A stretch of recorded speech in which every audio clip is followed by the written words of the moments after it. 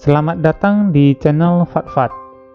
Kali ini kita akan mempelajari mengenai view dengan template engine EJS pada arsitektur MVC di Express.js. Mari kita mulai. Pada video yang sebelumnya, kita sudah berhasil menerapkan model menggunakan Sequelize ORM untuk membuat API. Nah, di sini ada get, ada post, ada put, dan ada delete.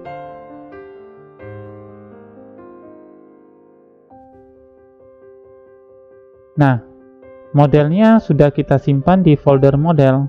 Nah, berikutnya kita akan membuat sebuah view yang nanti isiannya itu adalah semua view. Nah, kita akan menggunakan sebuah template engine yang namanya EJS di sini. Kita install dulu.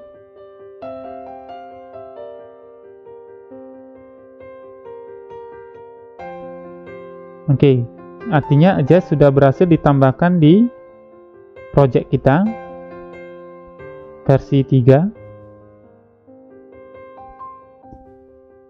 Oke, berikutnya adalah kita akan mencoba membuat sebuah root, misalnya slash. Nanti rencananya root ini akan digunakan untuk menampilkan data gitu ya, data dari template EJS. Nah, kita tes dulu untuk yang hello, untuk yang sederhana dulu menggunakan n ya, respon n. Portnya 3001, kita coba akses kembali. Oke, berhasil ya, ada hello, tapi ini menggunakan respon. Nah, kali ini kita akan mencoba menggunakan EJS, yaitu render. Jadi render di sini itu nggak hanya harus EJS, tapi render template engine gitu ya, yang ada di view. Nah, di view kita buat sebuah file yang namanya index juga. Karena kita menggunakan EJS, nanti extensionnya harus EJS. Nah, untuk mempermudah sintaks, kita install ekstensi EJS-nya ya di Visual Studio Code kita. Misalnya pakai ini, EJS Language Support, contoh. Jadi nanti di bagian ini itu akan ada beberapa shortcut ya, yang bisa membantu kita. Nah, nih shortcut yang sebenarnya nanti akan bantu kita ketika kita membuat code-code yang ada di template EJS.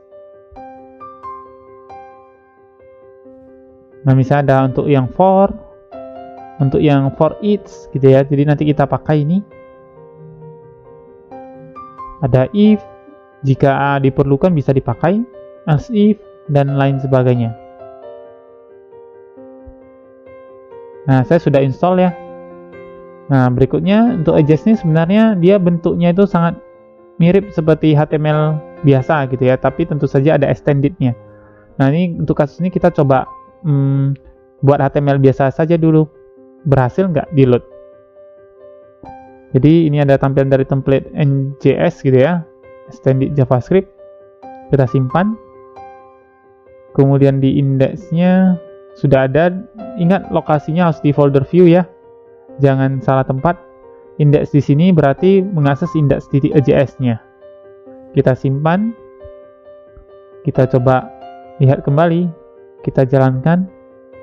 Oops, ada error. Katanya apa? No default engine. Ya, kita lupa set. Nah, mari kita set dulu di sini view engine-nya.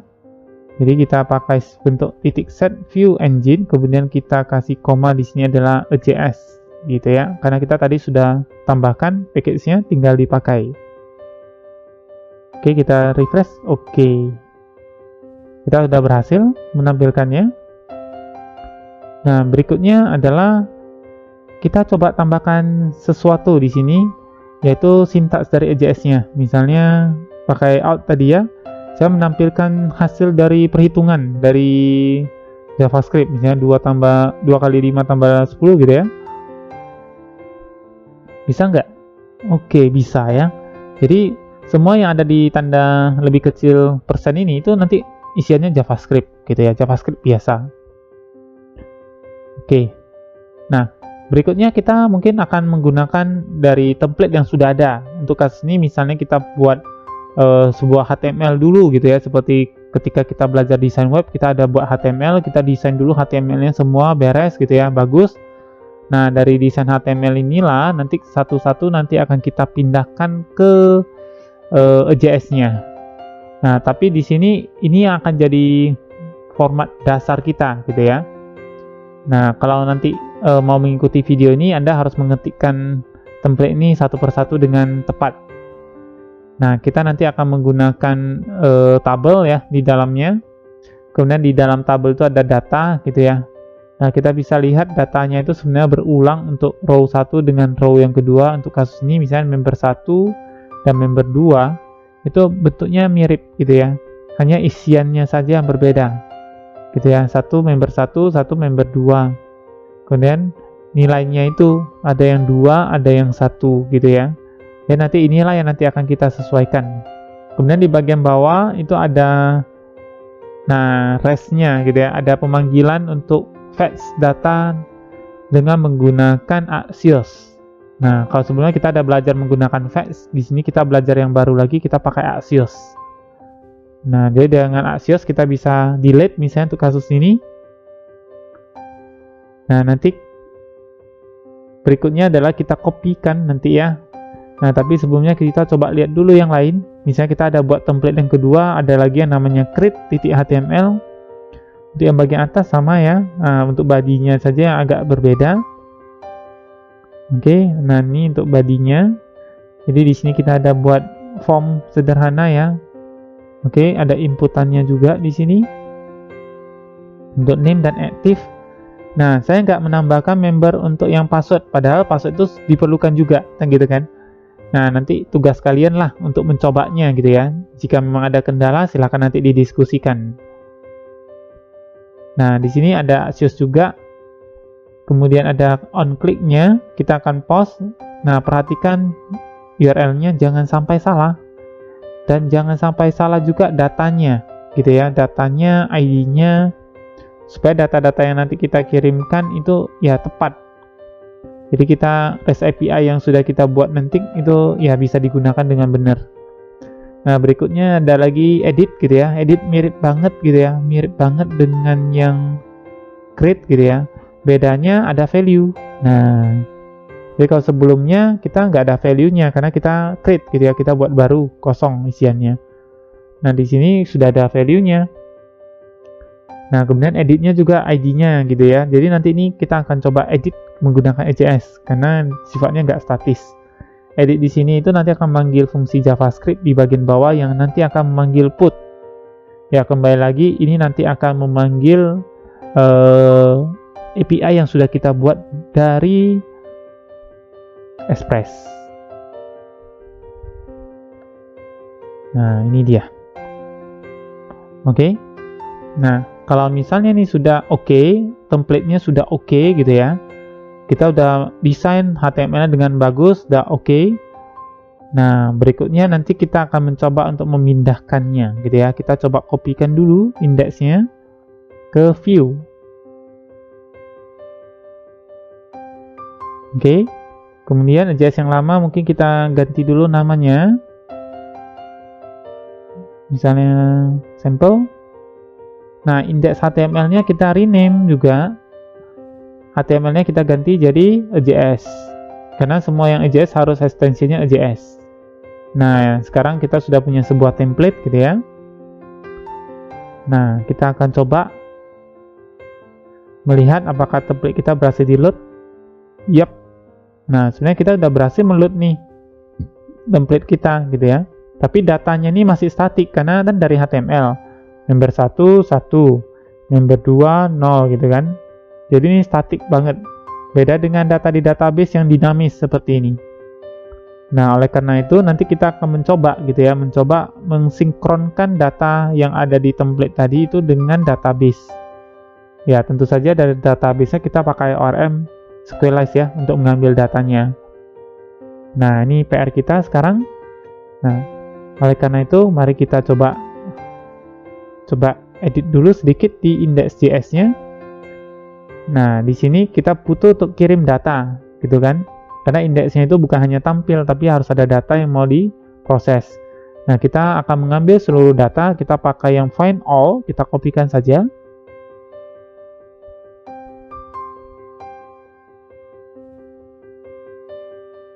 Oke, kita taruh di atas. Kemudian untuk yang JSON kita nggak pakai lagi nanti ya. Nah, kita nanti akan gunakan JS-nya untuk menampilkan data kita. Kita render JS-nya nanti. Kemudian datanya itu kita kirim dengan nama misalnya member ya. Dan nanti isian dari result yang berada dari ORM itu nanti dikirim ke variabel yang namanya member di sini. Jadi nanti di JS itu sudah kenal nanti variabel yang namanya member otomatis. Nah, artinya nanti kita akan melakukan pengulangan ya, menampilkan datanya berulang. Nah, yang berulang itu ternyata hanya di row-row gitu ya. Jadi untuk row yang tidak dibutuhkan lagi itu nanti sudah boleh kita hapus. Nah, ini misalnya member 2 kita nanti kan nggak pakai lagi nih. Ya, jadi kita hanya cukup satu template aja nanti untuk semua. Kita hapus yang member 2. Kemudian jangan salah penempatan loopingnya nanti ya. Jadi kita mau loopingnya dari setiap row, dari TR-nya. Maka di sini kita pakai JS each untuk looping for each-nya. Nah, yang di looping tadi apa? Nah, ini adalah member yang tadi kita definisikan. Jadi data ada di member. Nah, ini dia member. Nah, ini yang nanti akan kita looping di JS-nya. Nah, semua yang diantara buka tutup ini itu nanti akan dieksekusi. Jadi kita harus pindahkan TR-nya ini ke dalam. Nah, ke dalam. Bentar. Oke. Ya, seperti ini. Ini TR yang bawah kayaknya tadi lupa terhapus. Kita hapus. Oke. Jadi artinya apa nih? Semulai dari TR sampai selesai TR-nya akan dieksekusi berulang kali. Gitu ya, sesuai dengan jumlah data di member. Jadi kita refresh. Oke, bentar, katanya ada yang error. Sekali lagi jangan takut kalau error ya, dibaca saja. Katanya reference member is not defined.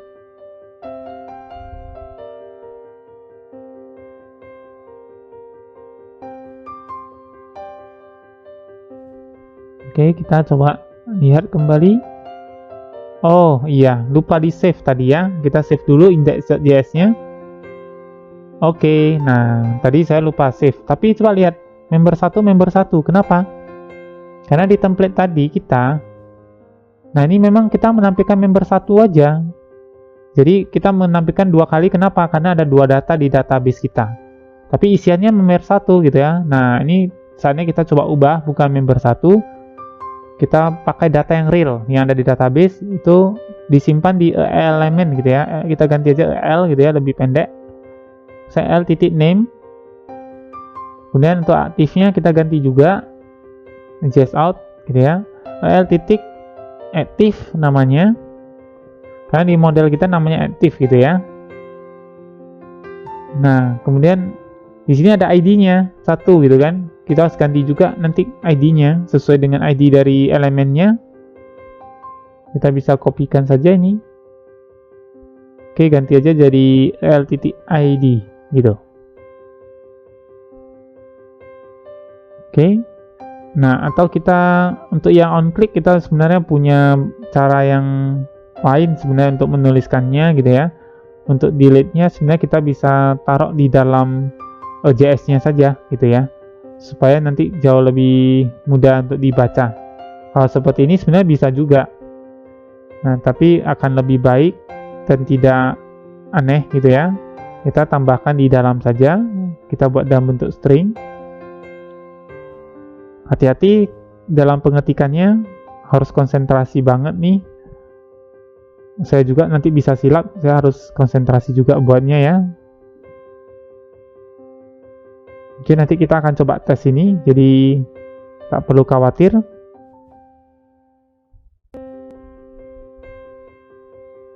Oke, saya rasa udah tepat ya. Oke, kita coba refresh, kita cek. Oke, nah data sudah berhasil di load. Nah misalnya kita ganti nih, nah ini ya, kita ganti nanti ya misalnya ya. Nah ini pas ya datanya ya. Oke, kita ganti jadi 0. Nah kita refresh coba.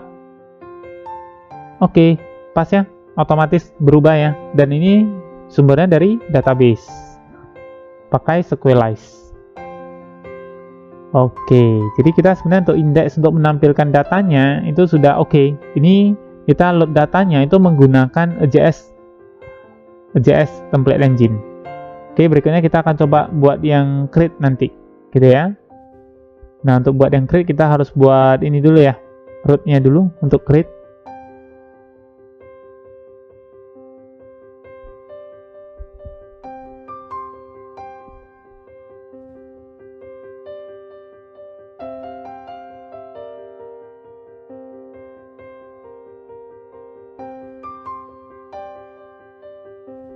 Oke, kita langsung render create-nya saja. Tapi belum ada di view, kita copy dulu.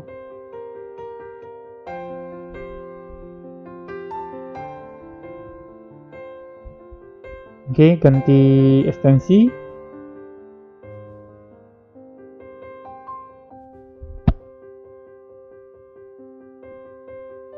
Oke. Nah, ini kira-kira code-nya ya. Nanti kalau ada yang salah kita harus perbaiki gitu ya. Kita pastikan dulu path-nya benar.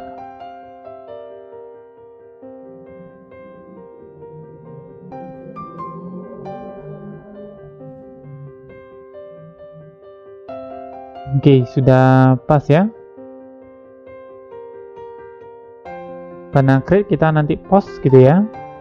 Post ke member. Datanya di sana ada name, password, active gitu ya. Nah, jadi butuh password sebenarnya ketika kita post data. Nah, kita bisa menggunakan data dummy atau nanti ketika input kita juga ada tambahkan untuk field passwordnya gitu ya. Nah, jadi kita punya banyak pilihan. Kalau mau tambahkan ya tambahkan di bagian ini gitu ya, di formnya. Kita tambahkan lagi yang passwordnya gitu kan. Nah, tapi kalau misalnya tidak, ya kita langsung aja sampel, kita tulis seperti itu ya. Jadi passwordnya untuk semua yang di-create itu nanti adalah sampel misalnya. Ya defaultnya gitu ya. Oke, mana lagi yang mungkin harus dicek?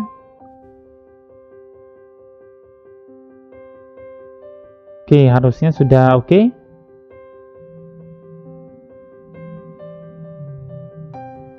Oke, kita coba create. Oke, berhasil ya, ada member name. Misalnya kita tes membernya, kita coba save, coba. Oke, berhasil katanya 200 ya. Oke kan? Oke, berhasil ditambahkan ya datanya. Artinya kita udah berhasil menggunakan REST API di sini. Tapi kita menggunakan Axios untuk request datanya. API yang sudah kita buat tadi dengan menggunakan ORM sudah berhasil digunakan. Nah, kita tambah lagi misalnya 1. Ya, berhasil. Seperti ini. Artinya untuk yang create sudah oke. Nah, sekarang kita coba yang delete. Yang delete itu tadi ada di bagian index ya.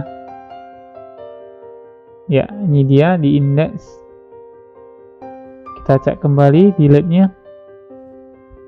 Oke, ini ada delete-nya. Fungsi untuk delete-nya juga sudah ada. Hop, nah API-nya salah nih, harus diperbaiki. Cek kembali path-nya supaya kita nggak salah untuk yang delete. Nah, itu pakai member tanpa S ya. Member. Oke, API member. API member, gitu ya. Oke, sudah oke. Jadi memang harus benar-benar diperhatikan supaya nanti API-nya bisa berjalan dengan baik ya. Oke, kita coba run. Refresh dulu ya. Kita coba delete. Kita klik. Nggak jalan. Kira-kira apa yang salah? Kita coba lihat. Oh ya, ada yang error di sana JavaScript-nya. Oh, ada yang baris yang salah gitu ya. Kita cari tahu tuh yang tutup kurungnya lebih gitu ya. Itu tadi ada di dokumen template ya. Kita lihat dulu di HTML-nya. Oh iya benar, di del-nya itu ya. Del tutup kurungnya lebih ya. Tutup kurungnya lebih dan ID-nya salah, bukan 0 harusnya kan. Nah ini kan semua ID-nya dia buat 0 gitu ya. Nah, kita coba cek kembali di bagian atasnya ya. Oke. Nah di sini kesalahannya tadi saya pakai active, harusnya adalah ID gitu ya. Kemudian tutup kurungnya, oke, di bagian belakang tutup kurungnya berlebih. Oke, kita hapus saja. Jadi ini yang benar gitu ya. Kita refresh. Oke, nggak ada error lagi. Oke, dan sudah benar ya. Kita coba hapus salah satu member again-nya, kita hapus coba. Oke, kita udah post untuk delete, kita udah delete gitu ya. Berhasil nggak? Oke, statusnya 200 berhasil. Ya, data tak berhasil dihapus. Tes lagi. Oke, pas ya ID-nya ya, 2 ya. Oke, sudah berhasil dihapus ya. Oke, jadi tadi create sudah, delete sudah, sekarang edit. Untuk edit kita sama, kita copy dulu.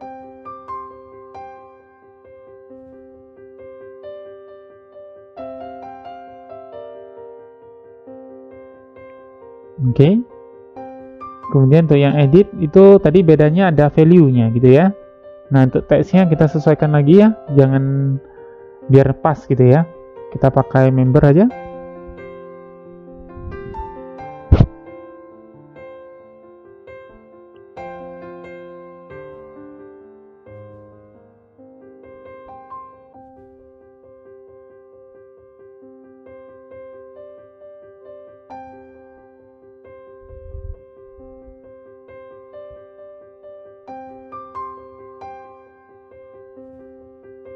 Oke. Nah, di sini kita nanti akan coba mengubah nilai value-nya sesuai dengan data yang ada dari database, gitu ya. Kita buat dulu di sini path-nya gitu ya. Di mana kita taruh ya? Di setelah create aja ya. Oke, di sini. Kita buat misalnya upgrade edit ID gitu ya.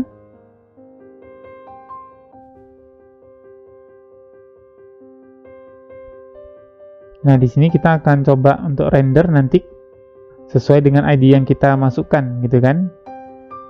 Yang kita render adalah template yang edit. Jadi yang edit.js, kemudian ada data. Nah, datanya kan belum ada nih. Nah, mari kita querykan dengan menggunakan ORM dulu nanti ya. Nah, di sini karena kita hanya butuh satu, bukan semua, maka kita bisa menggunakan find one. Jadi ada banyak pilihan di sini. Oke. Find one, misalnya di sini where-nya itu adalah ID-nya itu adalah param ID. Selain bentuk ini, sebenarnya kita juga bisa pakai find by PK, primary key. Langsung masukkan ID-nya juga bisa. Jadi banyak cara sebenarnya. Oke, kita panggil promise-nya.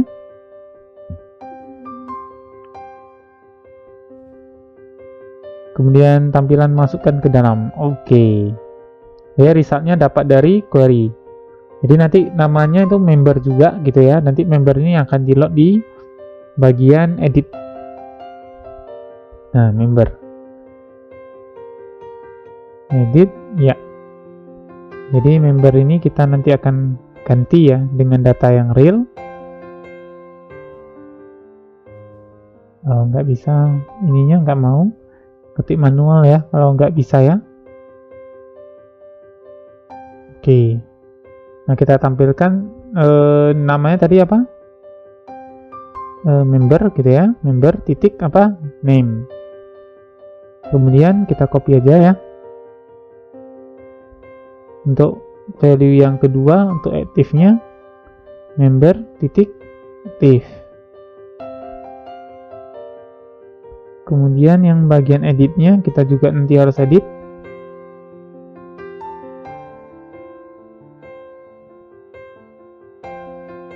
Oke, di sini kita akan pakai edit ini ya. Kemudian angkanya kita ganti menggunakan member gitu ya, titik ID-nya supaya pas. Oke. Nah, kalau sudah seperti ini harusnya udah oke. Kita cek lagi ya sebentar. Oke, kita coba dulu. Kita coba edit. Klik. Oke, load datanya udah pas ya. Yang atas. Oke, load datanya sudah pas. Oke. Kemudian berikutnya ada kita akan coba untuk menggantinya. Kita coba save. Oke, berhasil. Kita lihat belum berubah datanya, artinya ada yang salah ya di bagian JavaScript-nya. Kita coba akan cek JavaScript-nya di bagian bawah. Oh iya, datanya gitu ya. Tadi name, password, active gitu kan. Nah, tadi bukan price gitu kan. Nah, makanya harus disesuaikan lagi datanya. Dan passwordnya juga kita harus tulis gitu ya. Misalnya kasih again lah ya. Again default gitu ya. Lalu kita edit 3. Oke. Nah, kita coba refresh lagi. Ganti. Save. Oke, katanya berhasil. Ya, udah berhasil. Oke, kita coba ganti yang name 1 jadi 1 coba. Oke, berhasil. Atau kita juga sebenarnya bisa ganti name-nya kalau mau.